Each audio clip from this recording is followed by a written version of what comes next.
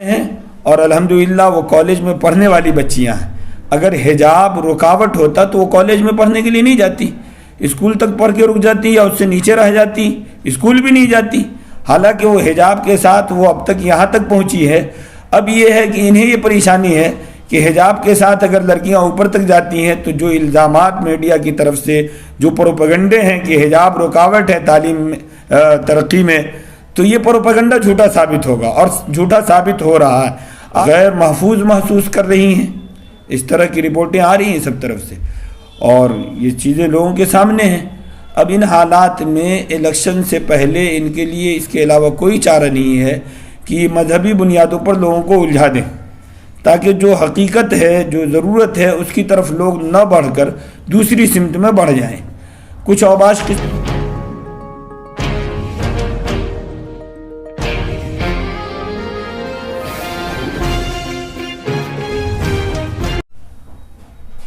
News Urdu میں آپ کا خیر مقدم ہے۔ اس وقت ملک میں ایک سیاسی اور غیر سیاسی تنظیم مسلمانوں کو خاص طور سے نشانہ بنا رہی ہے، کبھی لو جہاد کے نام پر، تو کبھی گھر واپسی کے نام پر، تو کبھی 3 طلاق، تو کبھی NRC CAA، اور اب یہ لوگ حجاب کی مخالفت کر رہے ہیں۔ آخر اس کا انجام کیا ہو؟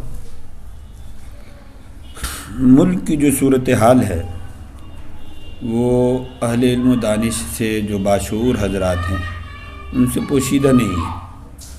وہ دیکھ رہے ہیں اور اس بات کو محسوس بھی کر رہے ہیں کہ جو کام ہونا چاہیے وہ کام نہیں ہو رہا ہے۔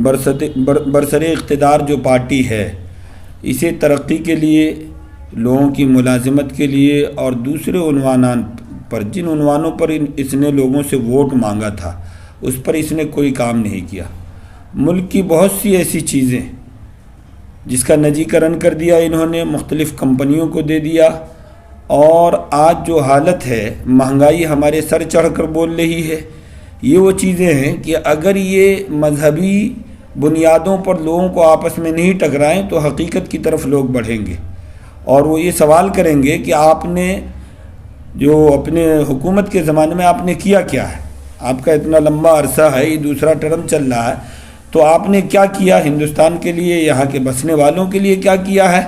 مہنگائی بڑھتی چلی جا رہی ہے اور نہ جانے کن کن چیزوں کو انہوں نے، بہت سی چیزوں کو جو تفصیل کا موقع نہیں ہے، انہوں نے کرائے پر نجی کمپنیوں کو دے دیا ہے۔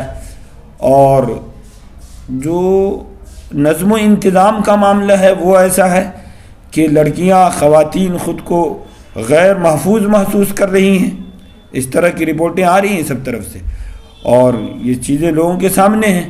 اب ان حالات میں الیکشن سے پہلے ان کے لیے اس کے علاوہ کوئی چارہ نہیں ہے کہ مذہبی بنیادوں پر لوگوں کو الجھا دیں، تاکہ جو حقیقت ہے، جو ضرورت ہے، اس کی طرف لوگ نہ بڑھ کر دوسری سمت میں بڑھ جائیں۔ کچھ اوباش قسم کے لوگ انہیں میسر ہو جاتے ہیں یا انہیں یہ تیار کر لیتے ہیں، انہیں چھوڑ دیتے ہیں اور یہ اس طرح کے موضوعات کو اچھال کر اور پھر اس پہ جو ہے جو صورتحال ہے آپ لوگ دیکھ رہے اور دنیا بھی دیکھ رہی ہے، محسوس کر رہی ہے کہ غیر ضروری چیزوں کی طرف لوگوں کو الجھا کے رکھنا اور ضرورت جو لوگوں کی ہے اس کو نہ کرنا، یہ موجودہ حکومت کی کارکردگی ہے، اسے ہم آپ محسوس کر رہے ہیں۔ کیا حجاب عورتوں کی ترقی میں رکاوٹ ہے؟ اس پر آپ کیا کہنا چاہیں؟ حجاب کی جہاں تک بات ہے تو حجاب عورتوں کی ترقی میں رکاوٹ کبھی نہیں رہا ہے اور آج بھی نہیں ہے۔ یہ بتایا جا رہا ہے کہ حجاب عورتوں کی ترقی میں رکاوٹ ہے، لیکن آپ یہ دیکھیں کہ کالج میں جو لڑکیاں احتجاج کر رہی ہیں، اپنے حقوق کو طلب کر رہی ہیں، وہ سب حجاب میں ہیں اور الحمدللہ وہ کالج میں پڑھنے والی بچیاں ہیں۔ اگر حجاب رکاوٹ ہوتا تو وہ کالج میں پڑھنے کے لیے نہیں جاتی، اسکول تک پڑھ کے رک جاتی یا اس سے نیچے رہ جاتی، اسکول بھی نہیں جاتی۔ حالانکہ وہ حجاب کے ساتھ وہ اب تک یہاں تک پہنچی ہے۔ اب یہ ہے کہ انہیں یہ پریشانی ہے کہ حجاب کے ساتھ اگر لڑکیاں اوپر تک جاتی ہیں تو جو الزامات میڈیا کی طرف سے جو پروپیگنڈے ہیں کہ حجاب رکاوٹ ہے تعلیم میں ترقی میں، تو یہ پروپیگنڈا جھوٹا ثابت ہوگا اور جھوٹا ثابت ہو رہا ہے۔ آپ دیکھیں کہ نوبل قسم کے پرائز فٹ بال وغیرہ میں دوسرے ممالک کی خواتین نے پردے کے ساتھ اس کام کو کر کے اور بڑے پرائز حاصل کیے ہیں انہوں نے۔ جو عالمی پیمانے کے پرائز ہیں، اس طرح کے انعامات ان لوگوں نے حاصل کیے اور پردے کے ساتھ انہوں نے اپنا کام کیا۔ تو پردہ کسی چیز میں رکاوٹ نہیں ہے، بلکہ اسے رکاوٹ ثابت کرنے کی کوشش کی جا رہی ہے۔ ہمیں موقع دے کے دیکھیں، ہماری بیٹیوں کو موقع دے کے دیکھیں، الحمدللہ یہ لوگ محنت کر رہی ہیں، تعلیم حاصل کر رہی ہیں اور پردے کے ساتھ کر رہی ہیں۔